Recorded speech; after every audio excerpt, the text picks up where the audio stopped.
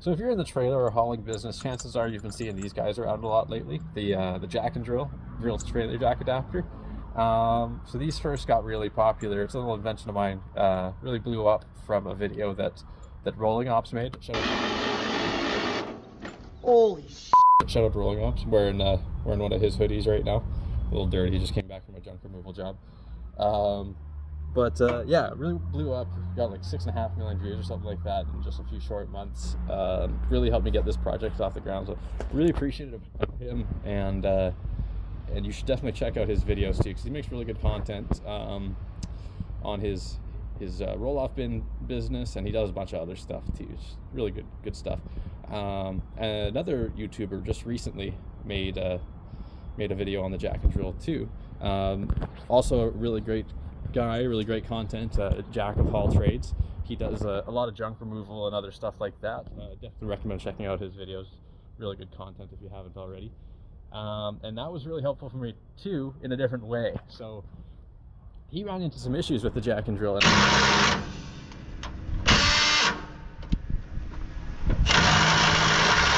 wanted to kind of address some of those here, because it really made me realize that maybe some of my descriptions of how to use it and stuff like that maybe weren't thorough enough, and just need to get a little more in depth on how to properly use your drill for it, how to use the right settings on your drill, and the right drill to use. So this is going to be a bit of a longer video, kind of explaining all that in depth, and I'm going to try to cut it down into a shorter video too, and I'll try to leave a link somewhere on this video for that shorter one if you don't have the time to watch the whole thing.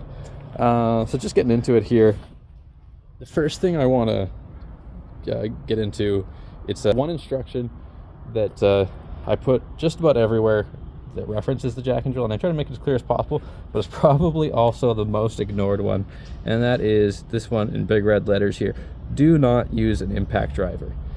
So no matter how much I say it, people still tend to do it, and so I think the best thing I can do is just really go in depth onto why you shouldn't use an impact driver, and hopefully people will kind of start to listen. But first I'll explain kind of what an impact driver is.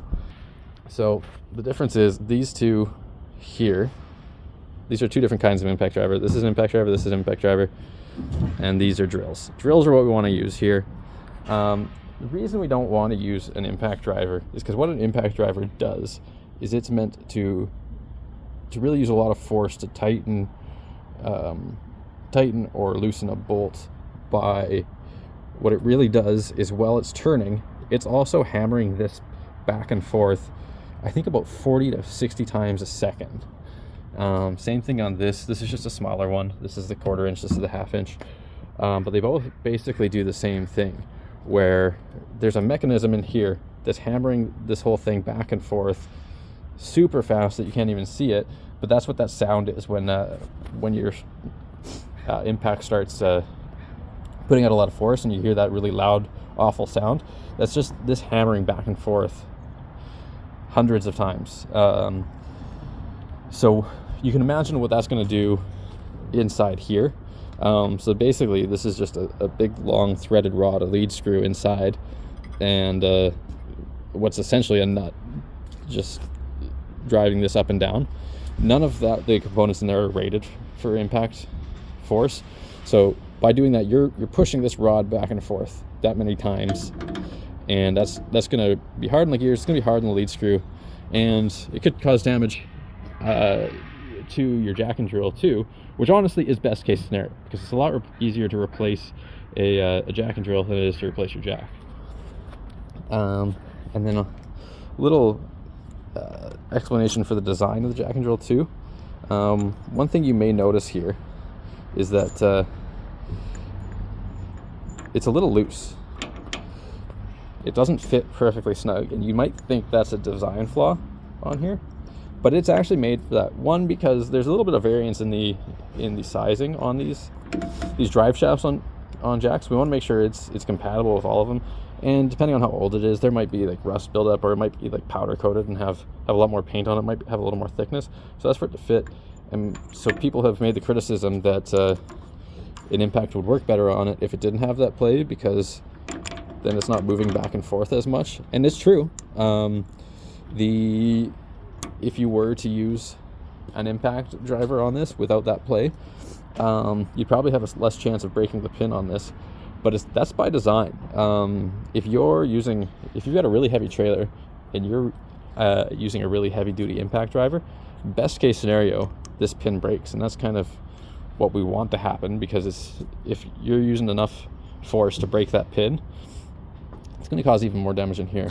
So the way to avoid that is by using an actual drill, because that doesn't have that hammering motion. That's just spinning. We want a high torque drill that's got enough torque to spin it, but it's not doing that hammering action, because then everything's just fine. We're doing the exact same thing we'd be doing with the handle, just faster. The other thing is too, you want to keep this greased too, because it is going to be moving faster. I mean, obviously you always want to keep your components greased. It's going to increase the life of everything, but also consider that things are spinning a lot faster. There's more possibility of heat too, so just making sure that we properly maintain our jack is going to solve any problems that could come from that. Getting into what drills we want to use, we've already determined that these are out. We don't want these impacts. Don't use them. Right here I got two drills. This is a smaller kind of homeowner's DeWalt drill, and then this is the bigger XR DeWalt. So the size of drill you're going to use is really going to depend on the weight of your trailer, but I would say for just about any trailer that's going to use one of these big 10,000, 12,000 pound jacks, this is about as small as you want to get. These ones aren't crazy expensive. I think I paid around $250 for this with the battery. So nothing crazy. Something as small as this though is probably not going to do it. You want to use a good brand named one too.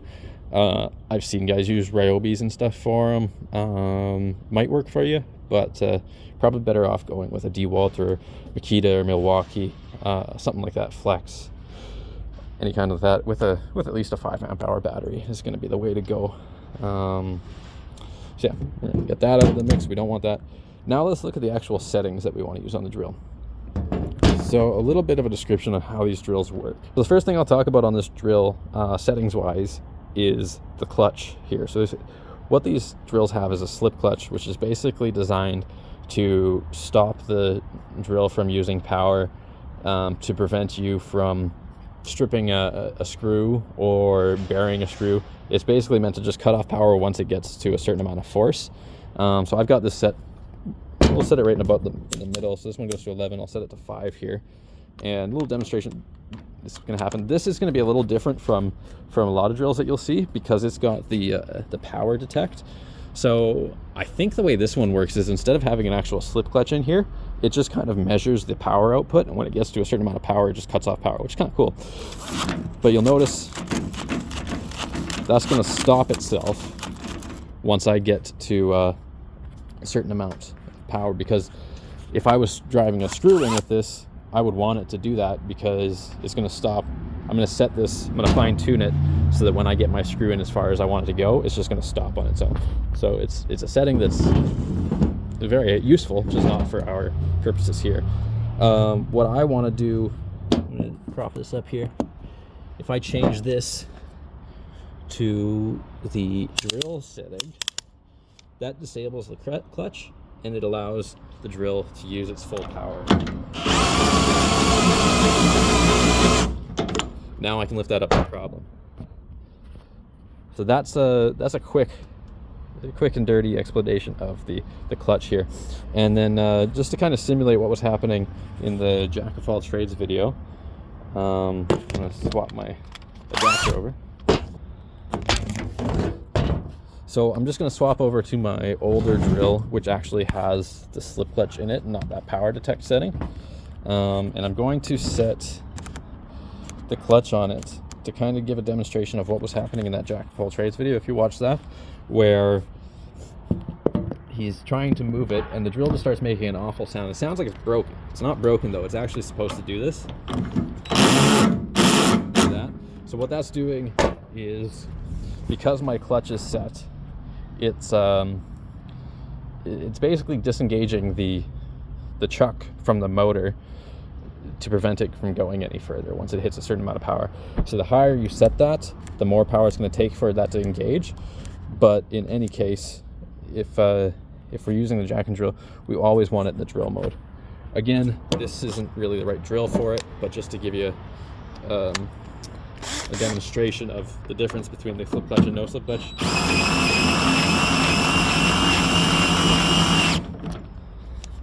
Now it's not using all that, or now it can use its full power. The next setting that's equally as important as that one is this one here. So pretty much every drill is going to have this kind of adjuster. And sometimes it's even hard to tell that this is actually a switch, because sometimes it's just a 1 and a 2, and sometimes the number is on here, so you don't actually see them on the side. I know on like certain Milwaukee drills and stuff like that, it's hard to even tell that you can move this back and forth, but you can on basically any power drill that I've seen. They all have this. And so you want to go through them. I think that on any drill, the lower number is always going to be the slower speed, and the higher number is going to be the higher speed. So that's the case on this one. So you can see if I go to 3, that's the highest speed. If I go to 2, it's a little slower. And I go to 1, it's even slower. I don't know how well you can tell in the video, but you definitely can in person when you're actually using it. So the slower the speed, this is basically changing the gears inside of it, much like a vehicle. So the lower speed on here is going to have the most torque. So that's what we want here, because it's going to take that extra torque to do it. We want it to spin a little slower, and set this to the highest speed, lowest torque. Just quick demonstration. Now we've got the settings. All right, so just to go review those again. Drill mode, not hammer mode, no clutch set. No, we don't want this on the numbers. And we want this on number 1, which is going to be our lowest speed, which is going to give us the most torque.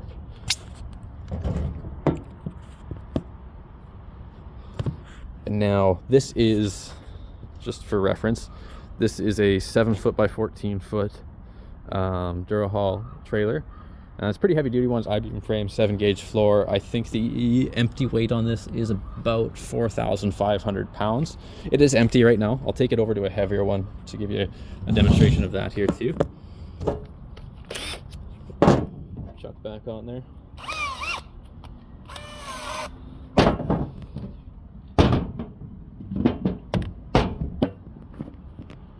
So now we've got 1 drill setting. We'll go down a bit, then we'll go up a bit.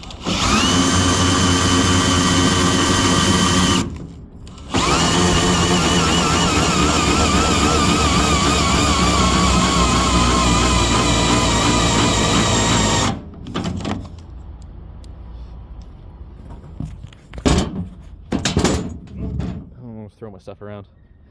So yeah, there you have it. And I'm gonna see how well this does. I am down to 2 bars on the battery here, so let's really put this to the test.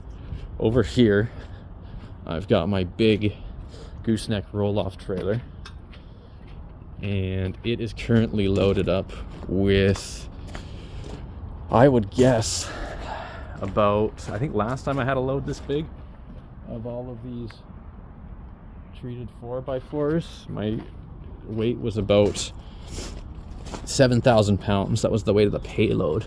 So this thing's heavy right now. The empty weight of the trailer is about 6,000. So we're probably around 13,000 pounds here right now. So let's see how well this does with just 2 bars. Oh, and a little disclaimer here. I don't actually recommend doing this all the time necessarily with this much weight in it. But just to kind of show that it can, we'll do this real quick.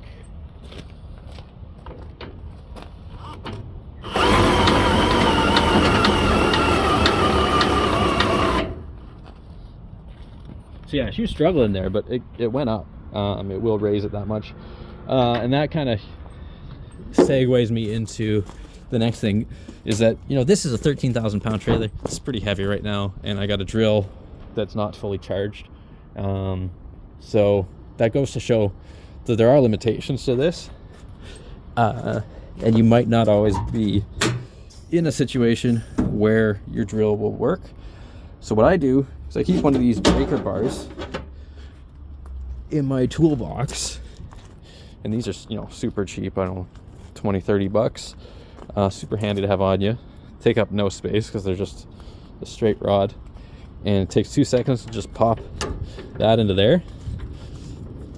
And then you just use that as the handle. I actually like this more than the factory handle. It's just got more torque, more length and more torque, and a little bit of an anti-theft there too, because you just pop this off, start on the toolbox. Most thieves are going to come across that and they've never seen this before. They don't know they got to go find a breaker bar or a drill or something like that, so they're going to move on to an easier target. Yeah, that's what I got for today on the jack and drill. So hopefully that that clears some stuff up and helps you guys to use this thing and make it work for you. If you're still having issues with it, or you have other concerns about it, just reach out anytime. My email, my number, and everything is on my website, NighCosales.com. You can also reach out on YouTube directly or Facebook. I have Instagram, but I don't check it very often, so I might not get back to you as fast on Instagram. YouTube comments are great too, because then we can all see it. We can all kind of figure the stuff out together, and it will always be me directly answering too. I don't have like I'm not a big company. It's just a kind of a one-man show here. I don't have like a call center or anything like that. So reach out to me directly. I'm the guy who's gonna answer the phone. I'll be the one packaging your jack and drills, and I'll be the one shipping them off to you too. So I'm happy to help. Big shout out again and a big thanks to Jack of All Trades for the video, and then also Rolling Ops for everything he's done to really help this project get off the ground. Thanks a lot, guys, and take care. Just a bit of a bonus for everyone who's still watching the video. So there's a lot of knockoffs out there now because of how viral the jack and drill went. A lot of bigger companies out of China and stuff have started making knockoff versions of it, which is what it is. That's just what's going to happen. It's the nature of the game. Yeah, I'd appreciate it if you actually buy the authentic one. You'll see cool NighCo mark on them. And to be honest with you, I bought one of them, and I've been looking at the others online, and I don't think they're as good. For example, this is the Everbull one. So this was one of the first knockoffs here that came out, and I don't really understand what they were doing with it, because mine, you can see, has the 2 holes, and the reason for that is that 99% of these jacks have this hole in the same spot on your Bulldog, your Ram, anything like that. That's where it is. But then some of them have that extension bar where the hole will be a little closer to the end here, and that's what this hole's for. However, with these, they've got 3 holes. I have no idea what these ones are for. Maybe there's something I'm missing, but the only one that works on the most common jacks that you'll see is this one at the very end that has hardly any meat left at the end of it. So I just feel like that's going to break over time. And then even this one in the middle just doesn't work on any of these jacks too. So I'm not really sure what the point is there. They also don't have the hex head on the end, which isn't always super helpful, but it's good to have too if you ever want to use a wrench or a socket or anything like that. So yeah, I mean, some of these might be a little cheaper than mine, so do what you're going to do, but I appreciate it when you can buy the real deal. All right, thanks guys.